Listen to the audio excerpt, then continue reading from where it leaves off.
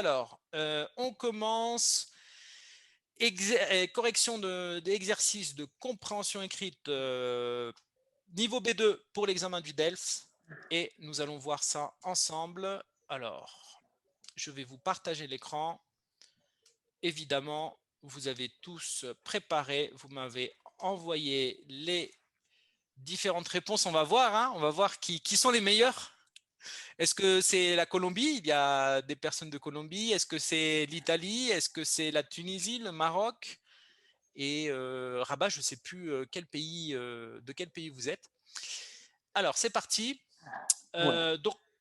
Donc, le texte, bon, commerce électronique, à l'ère de la débrouille, attention, très très important au niveau du vocabulaire, beaucoup de structures, des phrases un peu complexes. Donc là, ce document, pour moi, il est vraiment entre B2, C1 et C2. Hein. Au niveau de la difficulté, il est très difficile.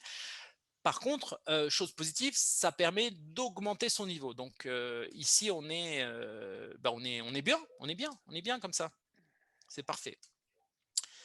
Alors, on va directement blablabla. Ah oui, je pense que vous avez regardé. Alors ça, c'est intéressant aussi pour le DELF. Ce que vous pouvez faire, c'est au niveau de comment on appelle ça, au niveau des sigles. C'est toujours important. Il y a des choses qui sont propres à la France. Alors pourquoi pas les utiliser aussi. SNCF, c'est très très très courant. Hein. C'est la société de transport ferroviaire. Donc ce sont les trains. Hein. La FNAC, c'est un magasin pour acheter des livres, des disques, etc., qui est très très très connu en France. C'est des choses que vous pouvez utiliser, ok, pour augmenter le niveau, pourquoi pas. Allez, c'est parti. On va commencer par la Colombie. Tiens, allez, Natalia, est-ce que vous pouvez lire rapidement, s'il vous plaît, pour tout le monde, hein, cette session, vouvoiement, vous, pour tout le monde. Alors, Natalia, vous pouvez, s'il vous plaît, lire la première question et les différentes propositions, s'il vous plaît. Oui, très bien. Donc, première question. Quel est l'objectif de cet article? A. Analyser l'influence d'Internet sur les achats des consommateurs français. B. Exposer les opportunités qu'offre Internet pour les acheteurs français. Et C. Faire un état des lieux des habitudes des consommateurs français. Français. Français, oui, pardon. Très bien. Leïla, s'il vous plaît, numéro 2, est-ce que vous pouvez lire la question et les différentes propositions de réponse? Dans le domaine du commerce électronique, pour quelles raisons les sociologues ont-ils des difficultés à établir des conclusions claires? Parce que les consommateurs français évoquent difficilement leurs habitudes d'achat, parce que le phénomène Internet est encore récent dans les foyers français, parce que la protection des données sur Internet limite le recueil de statistiques. Fatima, qu'est-ce que vous avez répondu? Parce que les consommateurs français évoquent difficilement leurs habitudes d'achat. D'accord. Est-ce qu'il y a des personnes qui ont eu d'autres réponses que Fatima? Numéro 2. Oui. Numéro 2, le phénomène Internet, ok. Autre réponse possible? Moi aussi, j'ai mis 2, parce que le phénomène Internet est encore récent dans les foyers français. Oui, moi aussi. Moi aussi. Moi aussi. B. B aussi. Ah,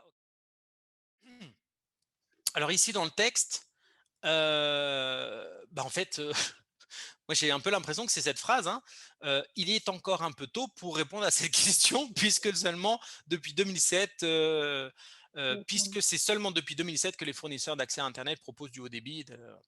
Donc déjà ici, on a du mal à savoir est-ce qu'il y a un changement de comportement dans les achats. Pourquoi vous avez pensé que c'était la bonne réponse, Fatima?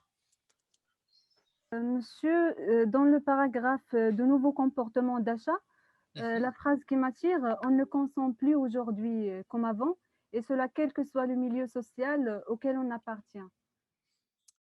les questions, le texte, il y a toujours des thèmes qui se recoupent, ok? Parce que les consommateurs évoquent difficilement leurs habitudes. Donc, ben, consommateurs, habitudes d'achat, ok, mais attention, évoquent difficilement, c'est-à-dire que les consommateurs français, ben, finalement, ne parlent pas de leurs habitudes d'achat, donc il est difficile d'étudier, d'avoir des conclusions sociologiques de comportement d'achat.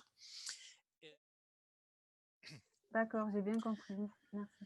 Mais c'est bien, de toute manière, ce type d'exercice, moi je le dis à tous les étudiants, c'est très bien si vous avez correct. Mais ce qui est important ici, c'est le vocabulaire, la pratique. Okay, et souvent, quand il y a des réponses incorrectes, c'est super intéressant justement de comprendre et d'expliquer pour progresser tout simplement. Allez, est-ce que vous pouvez lire, s'il vous plaît, le numéro 3? Oui. En quoi consiste, d'après ce texte, la flânerie virtuelle? Répondez avec vos propres mots. C'est la flânerie virtuelle est, en d'autres termes, la facilité et la commodité que nous offre le commerce électronique, comme cela nous conforte dans une tâche quotidienne comme le shopping. Consiste à faciliter aux consommateurs de faire le shopping par Internet à n'importe quelle heure. Il s'agit de la possibilité de rendre visite à différentes pages de commerce virtuel à quelques moments de la journée. Très, très bien.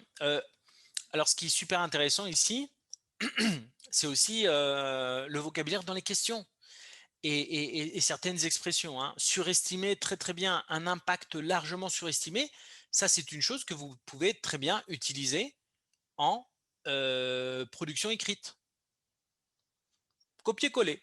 Un impact largement surestimé.